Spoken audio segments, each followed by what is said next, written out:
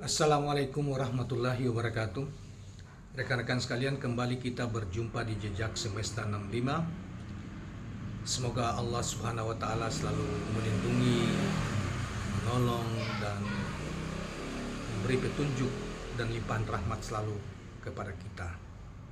Saudara sekalian, kali ini saya akan menghadirkan kepada kawan-kawan sekalian atau pemirsa suatu berita yang menurut kita sangat memalukan, karena ini terkait dengan masalah kampanye Pilpres ya, atau sosialisasi Pilpres 2024 dari seorang capres yang banyak orang berharap bahwa capres-capres yang akan berlaga bersosialisasi maupun berkampanye akan datang adalah kampanye gagasan ya, pikiran-pikiran untuk memberi perspektif terhadap masyarakat. Tetapi saudara sekalian, ada seorang capres yang boleh dikata sosialisasinya justru membagi-bagi sembako ya, di mana di setiap sembako itu ada gambar capres yang bersangkutan, dan ini kemudian banyak dikritik oleh berbagai pihak, dan itu dianggap sebagai cara nista untuk meraih kekuasaan, menyogok masyarakat secara terang-terangan, dan banyak juga menghimbau supaya KPU, Bawaslu segera memberi ultimatum kepada yang bersangkutan. Saudara sekalian, pada bulan Ramadan yang lalu dengan alasan bagi-bagi zakat di Jawa Timur, terutama di Madura, itu juga seorang anggota DPR RI dari Partai Merah, Partai Pak Ganjar, itu membagi-bagi amplop ya, dengan isu uang, berisi uang di dalam masjid lagi pula, dengan amplop itu bergambar lambang satu partai merah ya. Nah, tentunya ini juga diikuti oleh capresnya. Bukankah orang yang disuguhkan kepada masyarakat itu kan dalam kampanye itu kan mesti pikiran, janji kampanye yang nanti kalau yang bersangkutan berhasil dipilih tentunya akan menunaikan janji kampanyenya dan bentuk kebijakan-kebijakan pembangunan untuk kesejahteraan rakyatnya. Ini bagi-bagi, jangan rakyat disogok.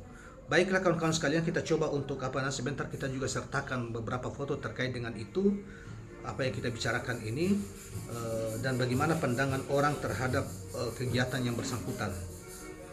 Saudara sekalian, berita ini kita ambil dari Gelora News ya, portal Gelora News pada tanggal 23 Juni 2023.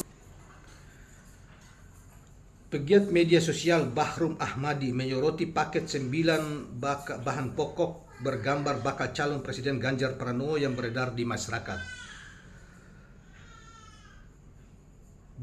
Dia meledek strategi kampanye Ganjar yang hanya bagi-bagi sembako. Hal itu disampaikan Bahrum Ahmadi dalam akun Twitter pribadinya pada Kamis 22 Juni 2023. Strateginya selalu begini dan begini. Gak ada yang lain, katanya, jualan program dan gagasan. Taunya cuma jualan sembako 5 kiloan. Memalukan katanya. Dan memalukan ya, memang seorang capres setingkat seperti itu. Seorang calon kepala desa saja belum tentu bikin seperti itu ya. Saudara sekalian, sebelumnya Badan Pengawas Pemilu RI menanggapi safari politik bakal capres presiden dari PDIP Ganjar Pranowo yang sempat mengunjungi Masjid Agung Banten. Anggota Bawaslu Totok Haryoni mengingatkan kepada semua bakal calon presiden untuk tahu etika dalam hal melakukan safari politik. Dia menegaskan bahwa ada tempat-tempat yang tidak seharusnya digunakan sebagai wadah silaturahmi politik dan kampanye seperti rumah ibadah, tempat pendidikan, dan fasilitas pemerintah. Dari awal saya sudah sampaikan, tolong punya etika dong, jangan gunakan tempat ibadah sebagai ajang kampanye walaupun belum sampai pada tahap pelanggaran kampanye, dan itu kita sampaikan kepada semuanya. Jangan gunakan tempat ibadah, tempat pendidikan, fasilitas pemerintah untuk kampanye. Ini soal etika, karena itu melanggar etika. Meski begitu, dia menyebut pihaknya kesulitan untuk menindak jika ada pelanggaran bakal calon presiden yang sudah mengunjungi sejumlah daerah dengan dalih safari politik. Pasalnya saat itu tahapan kampanye belum dimulai. Nah, kawan-kawan sekalian, itulah yang kita berita ya. Jadi seorang pegiat media sosial yang kemudian diangkat oleh oleh Gelora News tentang cuitan yang bersangkutan, karena saudara Ganjar Pranowo sebagai capres PDIP justru apa namanya, menggunakan berkampanye dengan cara atau mensosialisasikan diri dengan cara membagi-bagi paket sembako, dan ini bukan kali pertama atau kedua. Ini sudah jauh hari sebelum, sejak tahun lalu itu juga ada tim-timnya di Kalimantan membagi-bagi sembako dari rumah ke rumah, kemudian menandai rumah itu ditaruh stikernya capres Ganjar. Waktu itu beliau belum dicapreskan oleh PDIP. Saudara sekalian, kita demikianlah, dan kita akan segera sampaikan, sertakan juga foto tentang sembako, tas sembako, kemudian paket-paket sembako yang bergambar Ganjar Pranowo. Memalukan memang sebagai capres. Saya kira ini oleh karena itu kita sebetulnya ini adalah cara nista untuk menyogok masyarakat dan menghina sesungguhnya masyarakat. Masa hak masyarakat, politik masyarakat disogok dengan paket sembako 5 kiloan beras dan mungkin juga 1 kilo gula dan 1 kilo minyak goreng. Udahlah Pak Ganjar, janganlah cara-cara seperti ini digunakan. Kemukakan saja pandangan-pandangan tentang Indonesia ke depan, bagaimana cara mensejahterakan rakyat, bagaimana cara memajukan Indonesia supaya jauh lebih maju, bagaimana cara menyiapkan tenaga kerja, menciptakan lapangan kerja untuk rakyat dan sebagainya. Itu disampaikan. Jangan dalam bentuk begini, ini penghinaan terhadap rakyat.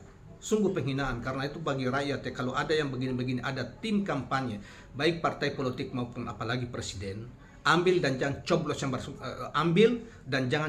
yang bersangkutan, karena itu penghinaan. Penghinaan martabat sebagai kemanusiaan, yang memang kalau dia sebagai gubernur harus punya kewajiban untuk mensejahterakan dengan melalui program-program, bukan bagi-bagi. Dan tentunya ini juga kita, karena ini paketnya mungkin jutaan paket, kita perlu pertanyakan sumber dananya dari siapa. Cukongkah? Dan bisa saja dari cukong, karena Ganjar sudah juga beredar video dia makan siang dengan cukong, para cukong dan lain sebagainya. Bayangkan calon presiden kita model begitu, ya Allah. Subhanallah, ini tidak beda jauh dengan apa yang dilakukan Jokowi pada masa-masa yang lalu. Sudahlah, kita tinggalkan model begitu, karena itu terhina, dan akhirnya kita dapat pemimpin yang seperti sekarang ini yang memalukan, tidak dihargai dunia internasional, tidak punya gagasan, tidak punya rasa dan lain sebagainya. Akhirnya kan yang terjadi adalah produksi kebohongan dan terus berbohong.